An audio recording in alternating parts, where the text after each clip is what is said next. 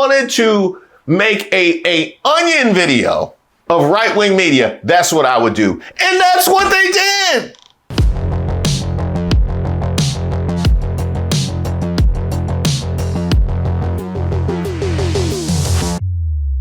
Hey, shout out to all of our new subscribers and members here on the channel. My name is Reese Waters, and I'm troubled. Now, I previously outlined Jasmine Crockett setting the House Oversight Committee on fire.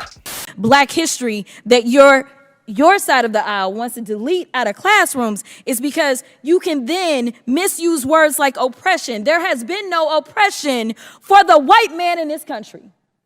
You tell me which white men were dragged out of their homes.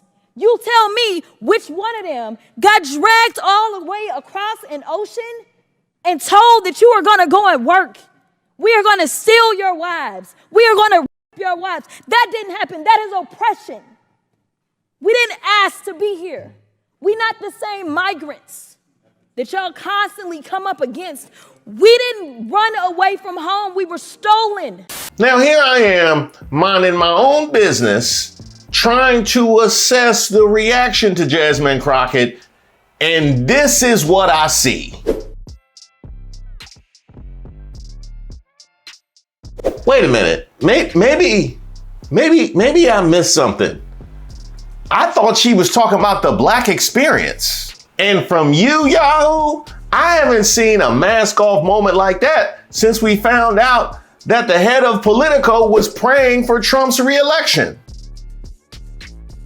I mean, I could expect this from Fox News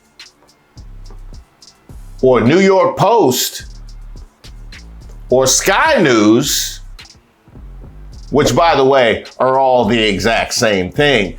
I could expect this from them, but from you, Yahoo?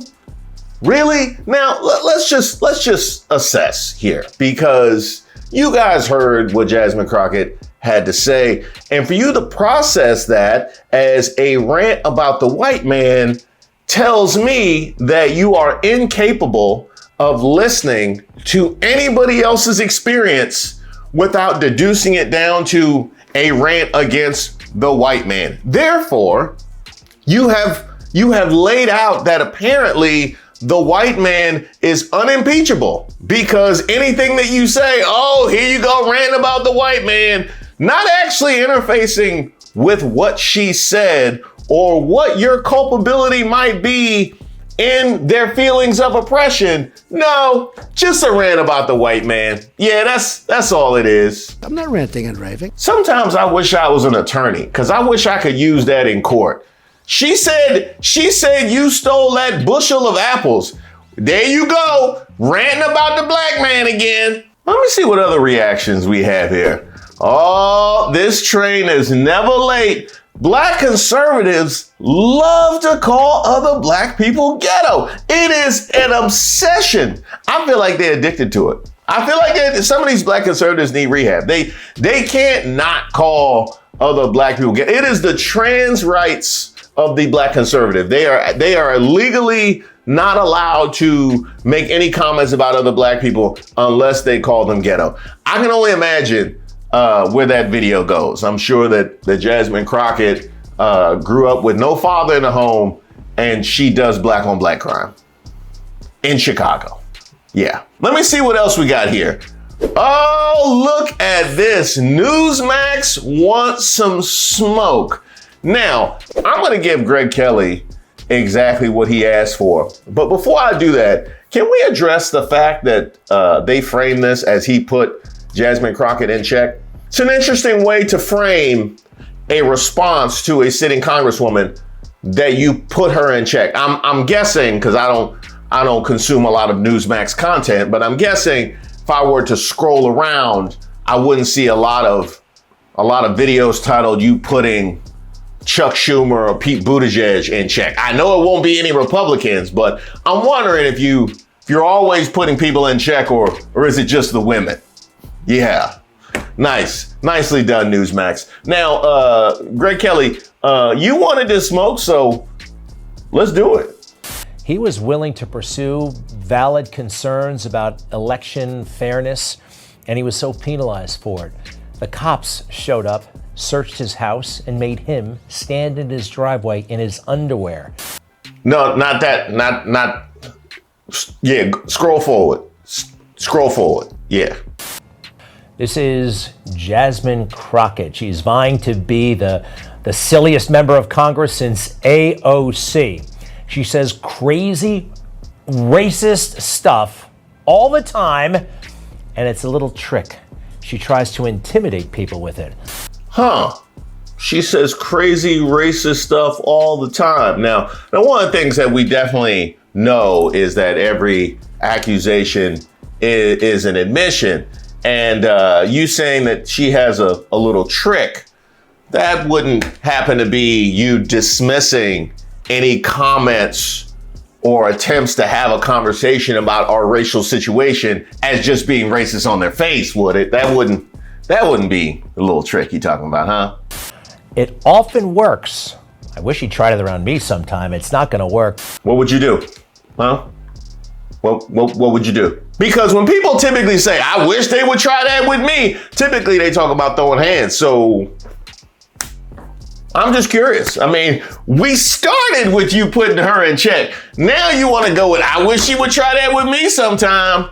Boy, and this is who the MAGA women, y'all, this is what y'all riding with. When people start talking like this, it has a way of kind of shutting people up. It's an act of, it's a low-grade aggression, microaggression. Maybe it's a macroaggression. That's just aggression. Watch. Ooh, aggression. Okay. All right. Got it. So we're starting with you putting her in check. Then you hit me with, I wish you would try that with me sometime. And now you toss to the clip as the aggressive, angry black woman. Cool. Yeah, 3 for 3. Yeah, you hit all of them. You hit all of them. I mean, you could have called her ghetto too, but that's you white. So leave that to the black conservatives to call her ghetto. You can then misuse words like oppression. There has been no oppression for the white man in this country. You tell me which white men were dragged out of their homes. You tell me which one of them got dragged all the way across an ocean and told that you are going to go and work. We are going to steal your wives. All right, there have been a lot of global calamities, okay? A lot of things have gone wrong in the world. The Holocaust, anybody? Exodus, in the Bible? This man has a professional anchor job at a network, okay? His profession is communication. That is what he does for a living. He just responded to Jasmine Crockett's assertion that there's been no oppression for white men in this country, with there have been a lot of global calamities. And as bad as that went for James Comer, okay, who is an elected official, I dragged him for bringing up Exodus, talking about the Jews fleeing slavery in Egypt. I dragged him for the exact same thing, but James Comer said it in the moment. So maybe James Comer didn't have time to process exactly what Jasmine Crockett was trying to communicate. He should have, and that's why I went in on him. But you, sir, saw this entire clip, saw James Comer go down in flames, and you decide to double down on the exact same nonsense that he raised. I mean, really, where is the bar to get an anchor job at Newsmax? It gotta be below president. She's a piece of work, but this does have a way of shutting people down. She's a piece of work. Yeah, extra credit for that one. Yeah, extra credit for that one. If I were right there, I'd be like, all right, name one slave who came from Africa and arrived in America. All right, just give me one name. Can you? Can you give me one name? Can you give me one name? Because if you want to have this conversation, we could get into how one of the purposes of slave treatment was to eliminate their sense of identity and community and their connection to their former lives. That's where the whole Kunta Kinte and Toby thing comes from. You wouldn't know anything about that because you didn't watch Roots. The fact that their names were changed, the fact that records were intentionally destroyed, the fact that families were separated, that wouldn't have anything to do with the fact that she can't name one, would it? Huh? The fact that I don't even know which country I derive from. But see, for you to acknowledge any of those things would be to have to interface with what she's actually saying. Instead, you can just call her aggressive and say it's a rant about the white man. Yeah, that is a dead giveaway that you have absolutely no moral defense for the content of her comments. I don't think she would have one. I don't think she would. What else did she say that was condescending and offensive? Condescending? Oh, condescending, like maybe like piece of work, or I wish she would try that with me, or putting her in check. Like that kind of condescending? Or telling viewers, I don't know how many black viewers that you have. You have one right now. You're asking me to name one slave when we know the efforts that were taken to destroy all manner of black American lineage. Like that kind of condescending. We are going to rape your wives. That didn't happen. That is oppression. We didn't ask to be here. We not the same migrants that y'all constantly come up against. We didn't run away from home. We were stolen. So yeah, we are going to sit here and be offended when you want to sit here and act like, and don't let it escape you that it is white men on this side of the aisle telling us, people of color on this side of the aisle, that y'all are the ones being oppressed. Y'all, look, it's so preposterous when any one individual say that they speak for a group that is not a political organization, that somehow people are bonded over skin color. I don't like it. She doesn't speak for Candace Owens. I speak for myself. Okay, so you don't like it when anybody speaks for a particular group. I don't think she actually said that she was speaking for a particular group. That's the way that you took it. And if that's the way that you take any black person talking about their experience as a black person or the black experience in America, if that's the way that you receive it, then you have a mechanism by which you could dismiss anything that they say because you don't like it when they attempt to speak for a group that's not a political organization. A neat trick. That is a neat trick. I don't speak for everybody else, everyone. It's just not the way we look at the world. But it is interesting that this can be a very effective tool when it's used, and it will shut people up. I mean, how did Black Lives Matter, a violent socialist movement, how was that actually sold by the media as something good and righteous? Did you just respond to her laying out the reality of black life in America, up and through the Civil War with riot footage? Is that what you did?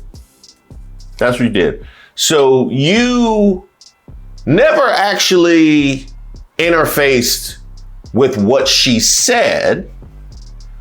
You're going to skip forward another 100+ years through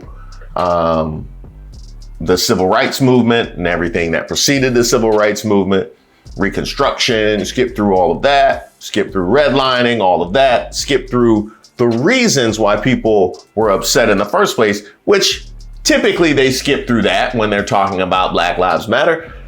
You went right to, you went right to the right. I mean, really, like if I wanted to make a mockery of right-wing media, you know what I would do?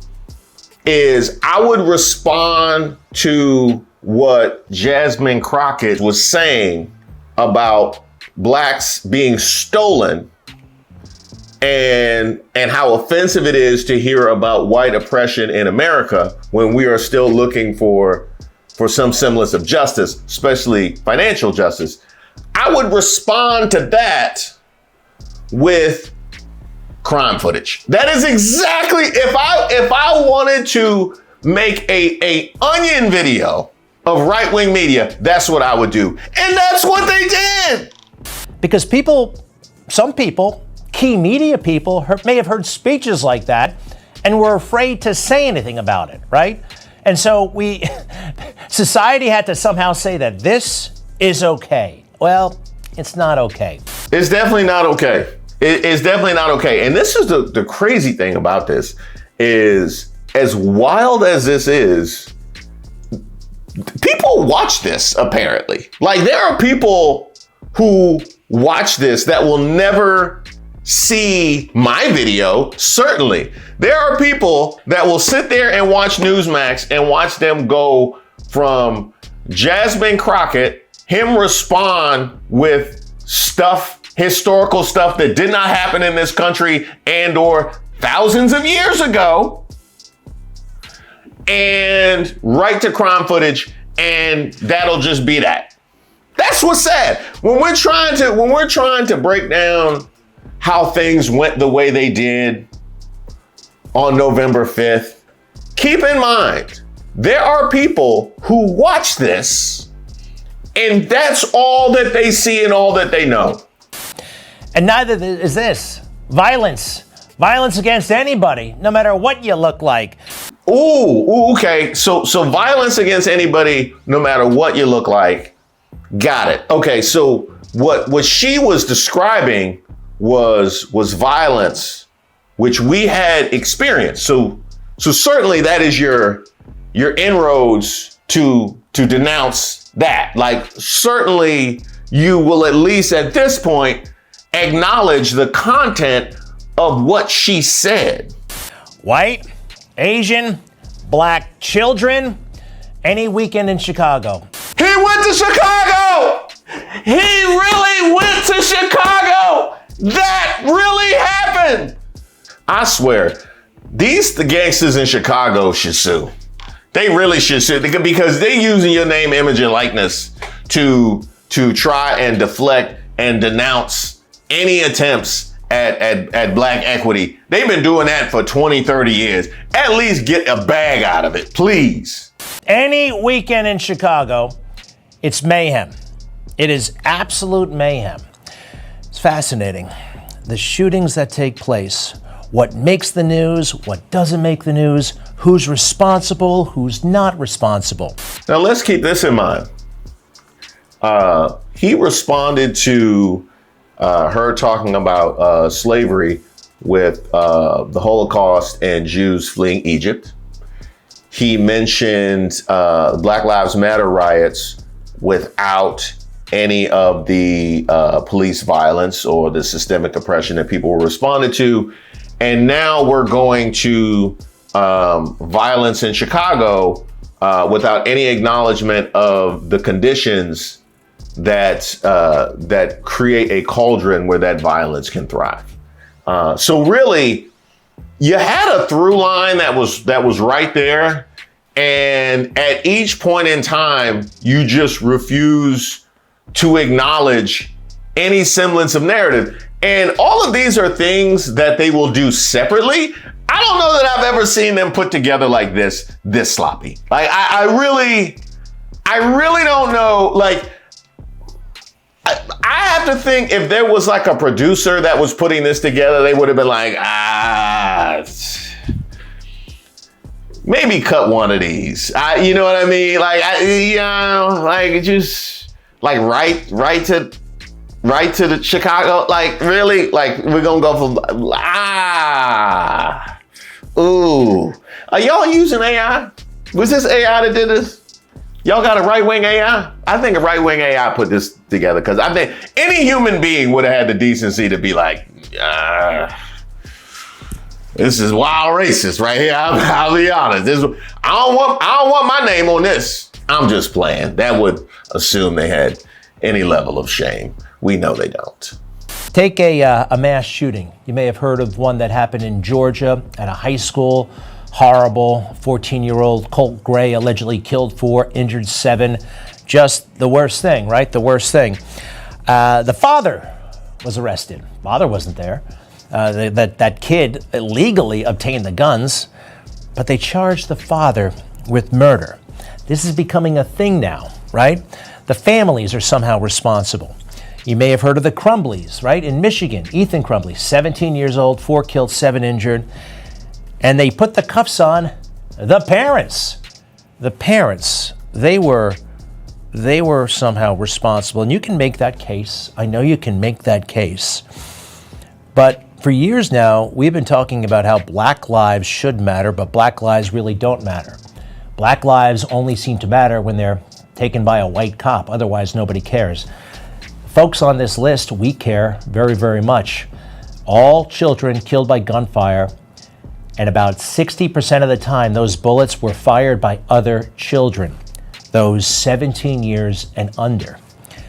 Yet the parents are not arrested. It's almost like there's a double standard, right? Or perhaps a different set of standards.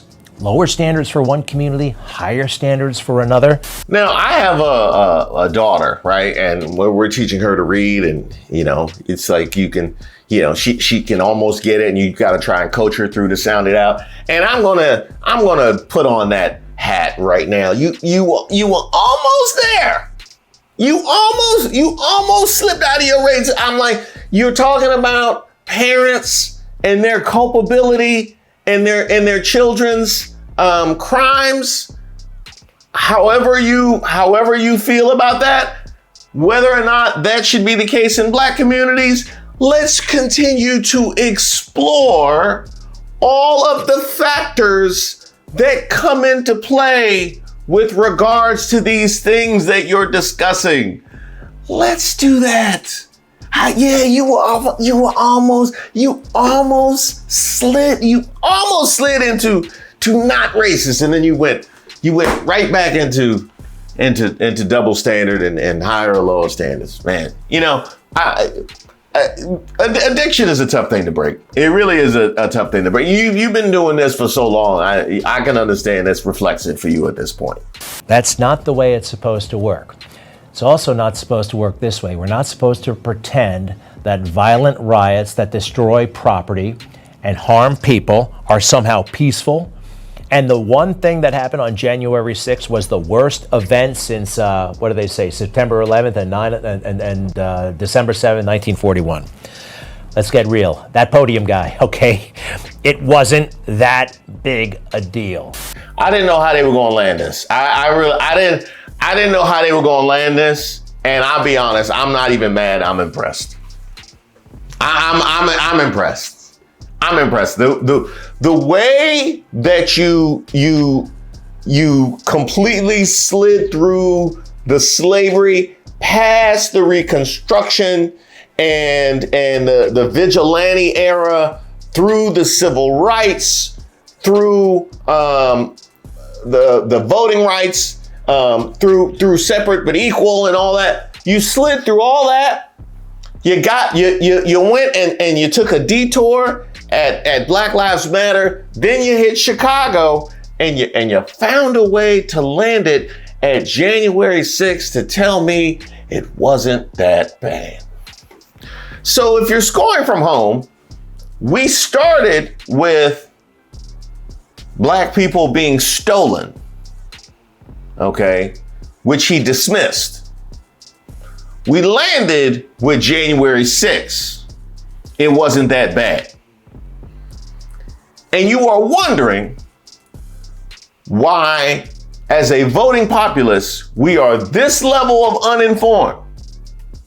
Because this is what's out here. And again, there will be people that watch this, and this is all that they see, and this is all that they know. And Lord knows, ain't nobody in them social circles like me to set them straight the ones that they might have in their social circle that look like me can't wait to call other black people ghetto. That is what we have to contend with. So for him to say that there's a neat little trick, you showed all your tricks. We saw it all. It's rare that I see one clip and we just absolutely see it all. And you know what? I have to appreciate you for doing that, because if I wanted to outline the litany of ways in which the media manipulates the narrative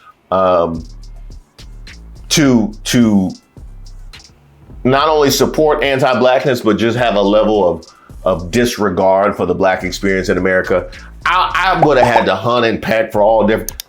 It's right here. It is all right here. The crazy thing about this is we were talking about oppression. We were talking about the idea of white people feeling oppressed. This is what you lay out about us. After what we've been through, this is what you lay out about us. But you're oppressed. Thank you guys so much for watching the video and supporting the channel. Like a lot of you, I'm moving forward one day at a time. A little unsure of exactly what our world will look like. And as far as I'm concerned, that means the media landscape at large, but specifically here on YouTube. And one thing that I did want to do was try and ensure that I could connect with you guys regardless of our evolving world. And two ways of doing that. One is my mailing list. I send out a newsletter every so often, and you can sign up for my newsletter and get added to the mailing list by sending me an email at reese@reesewaters.com, or you can just sign up at my website, reesewaters.com. The second way is memberships. We launched memberships and it's gone extremely well. I'm trying to drop more and more membership content every single week. And you can find the link for membership in the description to all of my videos, including this one. And that gives me the ability to put out content and connect with you guys completely independent of the algorithm and who's in charge and who's deciding what topic and issue to favor and what to suppress. And so that is something that I think will become significantly more impactful as we move forward into a second Trump presidency. So I got the newsletter and the mailing list. You can sign up on my website, and I also have membership. The link is in the description to this and every video. Again, thanks so much for being a part of this channel. We gonna ride until the wheels fall off.